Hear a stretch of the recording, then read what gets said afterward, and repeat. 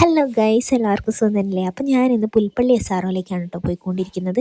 അങ്ങനെ ഞാൻ ബത്തേരി ബസ്സിൽ കയറി. ഒരു ലോങ് ട്രിപ്പാണ് കേട്ടോ പോയിക്കൊണ്ടിരിക്കുന്നത്. ഇനി അങ്ങോട്ട് എനിക്ക് മീനങ്ങാടി പോയിട്ട് പുൽപ്പള്ളിക്ക് കയറണം. അങ്ങനെ ഞാനിതാ മീനങ്ങാടി എത്തി പോകാൻ വേണ്ടി ബസ് കയറി കാത്തിരിക്കുകയാണ്.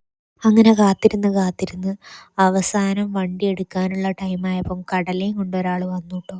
അങ്ങനെ ഞാൻ കടല വാങ്ങി. ഇനി ഈ കടലയും കഴിച്ചുകൊണ്ട് വേണം യാത്ര. അപ്പം കടല കഴിച്ചുകൊണ്ടിരിക്കുകയാണ്.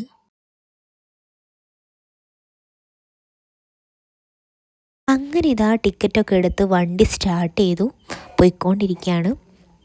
ഇനി ഓരോ കാടുകളുടെ ഇടയിൽ കൂടെയാണ് പോകുന്നത് കേട്ടോ. സത്യം പറഞ്ഞാൽ എനിക്ക് ഇത്രയും ചുറ്റേണ്ട ആവശ്യമില്ലായിരുന്നു. ഫസ്റ്റ് ടൈം ആയത് കൊണ്ട് ഈ ഒരു ചുറ്റൽ വന്നുപോയി. പക്ഷെ ഒരു കാര്യമുണ്ട്, നല്ല രസമാണ് കേട്ടോ ഈ കാടിൻ്റെ ഇടയിൽ കൂടെയുള്ള യാത്ര.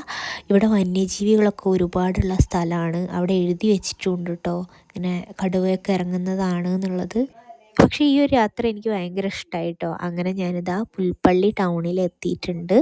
അങ്ങനെ ഇറങ്ങി നേരെ പോയിട്ട് രജിസ്ട്രേഷനൊക്കെ കഴിഞ്ഞതിന് ശേഷം ഞങ്ങൾ നേരെ ഭക്ഷണം കഴിക്കാൻ പോയി.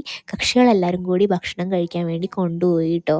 എനിക്ക് ബിരിയാണിയാണ് വാങ്ങി തന്നത്. അവർക്ക് നോമ്പും പിന്നെ ചില കാര്യങ്ങളൊക്കെ ആയതുകൊണ്ട് അവർ സാധാ ഭക്ഷണമാണ് കഴിച്ചത്.